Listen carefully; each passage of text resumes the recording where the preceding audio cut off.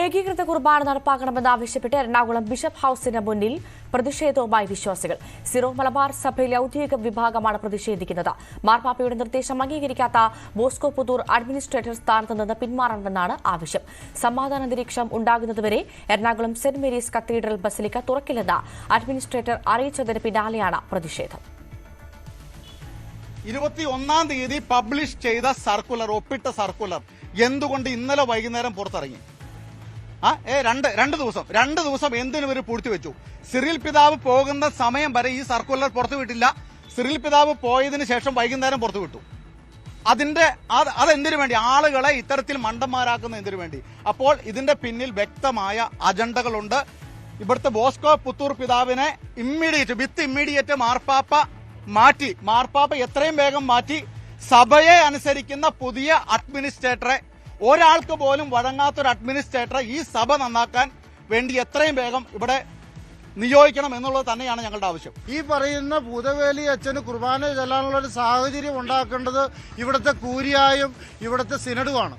ആ സിനഡ് അംഗീകരിച്ച കുർബാന ചെല്ലാനായിട്ട് സന്നദ്ധനായ ഒരു അച്ഛന് ഇത്രമേൽ ഒരു വർഷത്തിലധികം പീഡിപ്പിക്കാൻ മാത്രം അദ്ദേഹം ഒരു ദ്രോഹവും ചെയ്തിട്ടില്ല.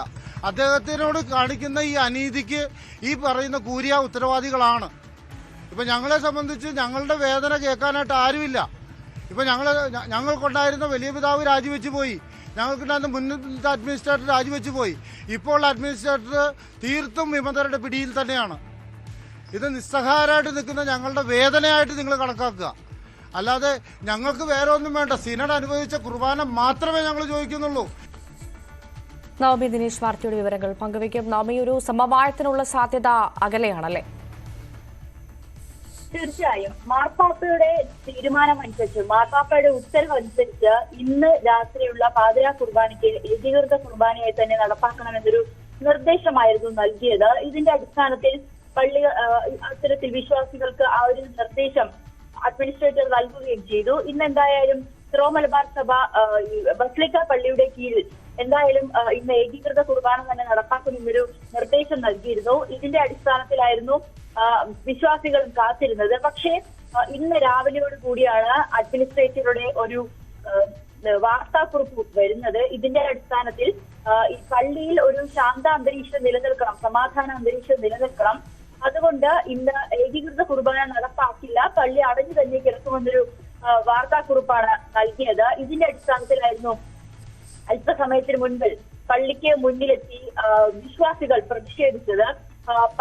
വികാരി അഡ്മിനിസ്ട്രേറ്ററെ കാണണം എന്നൊരു നിർദ്ദേശത്തോടു കൂടിയാണ്, എന്നൊരു ആവശ്യവുമായാണ് ഇവർ എത്തിയത്. പക്ഷേ അഡ്മിനിസ്ട്രേറ്റർ പള്ളിയിൽ ഉണ്ടായിരുന്നില്ല. പിന്നീട് ഇവർ സിറിൽ വാസിലുമായി കൂടിക്കാഴ്ച നടത്തി. ആന്റണി പൂതവേലുമായി കൂടിക്കാഴ്ച നടത്തി. അദ്ദേഹവും ഇത് തന്നെയാണ് ആവർത്തിക്കുന്നത്. മാർപ്പാപ്പയുടെ നിർദ്ദേശം അനുസരിച്ച് ഇന്ന് പള്ളികളിൽ കുർബാന വായിക്കണം, ഏകീകൃത കുർബാന നടപ്പാക്കണം എന്നായിരുന്നു. പക്ഷേ ഈ ഒരു പ്രതിഷേധം, വിമതരുടെ ഒരു പ്രതിഷേധം കണക്കിലെടുത്ത് ഇന്ന് അത്തരത്തിലൊരു കുർബാന അർപ്പിക്കാൻ കഴിയില്ല എന്നൊരു നിർദ്ദേശമാണ് ഇവിടെ നൽകിയിരിക്കുന്നത്. എന്തായാലും വിശ്വാസികൾ ഇവിടെ നിന്ന് പിരിഞ്ഞു പോയിട്ടുണ്ട്. ഇനിയൊരു അറിയിപ്പ് ഉണ്ടാകുന്നത് വരെ പള്ളി തുറക്കില്ല എന്ന നിലപാടിലാണ് അഡ്മിനിസ്ട്രേറ്റർ. നന്ദി. നവമിയാണ് വിവരങ്ങൾ പങ്കുവച്ചത്.